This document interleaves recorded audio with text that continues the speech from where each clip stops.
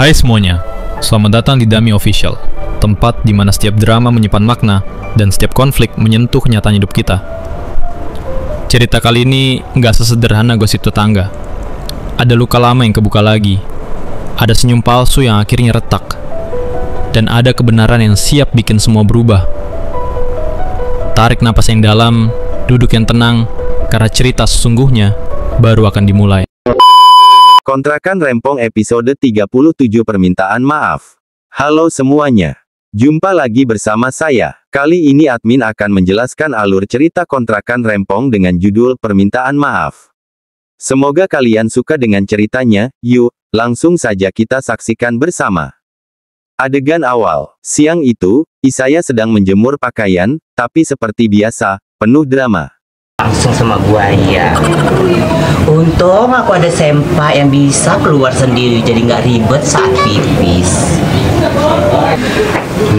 Kalau ini sempak anti pria hidung belang, nggak ribet kayak pin ATM, tinggal main kunci, jadi deh. Di sisi lain, Mumu tampak gelisah. Ia teringat kejadian saat menuduh Tatik memelihara tuyul. Karena merasa bersalah, Mumu pun langsung menelpon Isaya. Mumu. Halo Is. Halo kamu. Datang dulu kok ke rumah sekarang. Keduanya sama-sama menyesal karena telah menuduh Tatik hingga membuat Tatik menangis. Mumu dan Isaya akhirnya sepakat untuk meminta bantuan Nining agar datang ke rumah Mumu dan membicarakan cara meminta maaf kepada Tatik. Adegan Bordir dan Ustazah. Sementara itu, Bordir yang baru pulang dari belanja bertemu dengan Ustazah di jalan. Bordir pun mengajak Ustazah untuk membantu mengusir tuyul yang katanya ada di kampung mereka. Tak lama kemudian, Nining tiba di rumah Mumu. Ia mencoba menasihati teman-temannya tentang pentingnya meminta maaf, walau awalnya Nining sendiri merasa tidak bersalah. Oh, kok nggak merasa bersalah nih? Ngapain aku merasa bersalah? Orang masih lewat kok, aku tadi depan misok dia. Ceramah Ustazah dan kekonyolan Bordir. Bordir dan Ustazah akhirnya ikut berkumpul di rumah Mumu. Di sana, Ustazah mendengar curhatan para ibu-ibu Gang Suparni yang masih resah soal isu tuyul kepala putih. Saat sedang asik mendengarkan ceramah, Bordir tiba-tiba ingat kalau pakaian monjanya tertinggal di depan rumah Tatik. Gak hina kok kita kalau berminta maaf kepada belanjaan orang. di luar kok ambil aja dulu. Hilang pula nanti diambil orang. Bordir pun buru-buru kembali untuk mengambilnya. Di sana, ia bertemu dengan Tatik dan sekalian menawarkan dagangannya seperti biasa. Tapi Tatik yang masih kesal, menolak dengan wajah masam. Akhir yang damai. Melihat situasi makin tegang, Bordir akhirnya mengajak Tatik ke rumah Mumu.